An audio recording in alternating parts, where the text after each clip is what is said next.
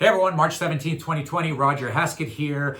Build resilience now, troubled times in our, present right now. So we're talking about positive and practical strategies for our troubled times. We've been talking about fight to be positive. So I thought we'd get a little more specific and talk about gratefuls. So there's a huge amount of power we're finding in the concept of being grateful for things. And it's not just being grateful. It's searching in yourself for things to be grateful about. And when it's the hardest to search, that's when you're building your strongest muscles. Let me tell you a story. So, I've got 3 kids, and we started Gratefuls about 5 years ago after I heard a person talk, Michael Sharon Brock. Is it Michael? Anyway, Sharon Brock is his last name. I think it's Michael. He's amazing. He has a thing called Nice Bike.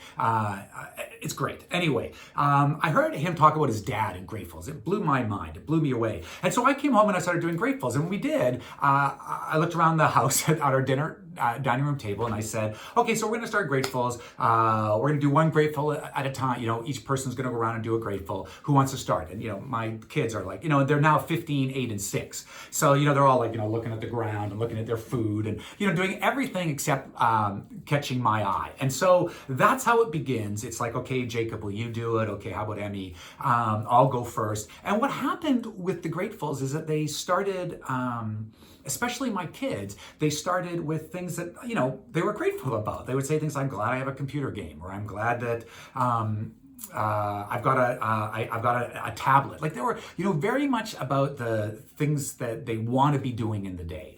We limit their time on screen, so they're always wanting it.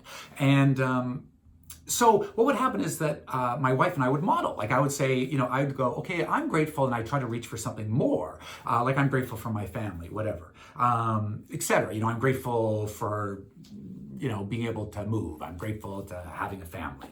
I'm grateful for living in Canada. These sort of things. And I'm grateful for having such an amazing wife. I'm grateful for an amazing partner. I'm grateful for having such amazing kids. These type of things. And my wife was doing the same, and for things that are more applicable to her. And so they started to change, and they started to talk about, my kids started to, say things that they were grateful for that had deeper meaning and that were more meaningful to them. So then after about 4 months, I said, doing one grateful is not so great. We're supposed to do 3 in a day. That's what I've read somewhere.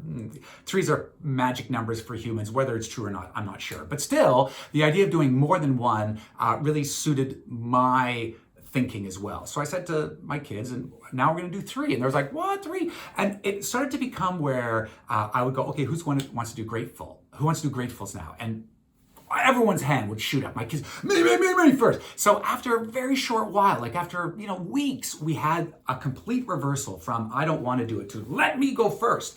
And I don't want to do 1 to let me do 3. And so my daughter, who is so much like my Jenny, my partner, it's amazing. Lucky for the world that there's another Jenny out there, a mini Jenny. And she almost always starts off by saying, I'm grateful for my family. I am grateful for my brothers. I'm grateful for my dad and my mom, etc. My mommy, my daddy. It's amazing to listen to these things. It's amazing to listen to what they say. Now, the story doesn't end there, because what happens is that I will come to the dining room table and I will be in the worst mood. I talk about these things because I need to hear them. I talk about fight to be positive. I wrote a book about the me you want to be because that's my issue. I want to become the me I want to be, and I find it hard. So I came up with rules to help me do that. And fight to be positive is one of those rules, and one of those rules that I find hard to do, especially when I'm down. But that's especially when you're supposed to do it, when you're down. So I come to the table and I don't want to talk about anything grateful. And I've started the grateful process, so I've got to. And it's exactly in those moments when it's the hardest for you to think of anything that you're grateful for, that you're actually doing the best work. So in those darkest moments, when I sit and I look at my family and I go, I don't feel grateful for anything. And I start digging deep and I start to go, well, what am I really grateful for? And there's 4 sets of eyes looking at me. I'm looking at what I'm going to model. And even at that moment, I don't want to model anything. I just want to be I just want to be in a lousy mood. But instead, I dig deep, and I find things that I really am grateful for. And I say things like, I'm glad I have legs that work. No matter what, no matter how dark my days are, I'm really glad about that. I'm really glad that I have a family full of love. whatever it happens to be, I dig deep. And on those days, I might even be like, I'm grateful that, I'm grateful that I can try to find something to be grateful for. It's in these moments that you really build up your muscle. So when you're fighting to be positive, and here we are dealing with self-isolation, with quarantining, with lockdowns, we're dealing with uncertain future and uncertain income streams, and uncertain whether I'm going to have a job, uncertain whether the people in my life are going to be alive after a certain while, uncertain whether this is going to come back around and it's going to be worse in the fall like it was in the flu pandemic, the Spanish flu pandemic. Like all of these uncertainties, we fight back with positive, and we fight back with things like gratefuls. What are we grateful for right now?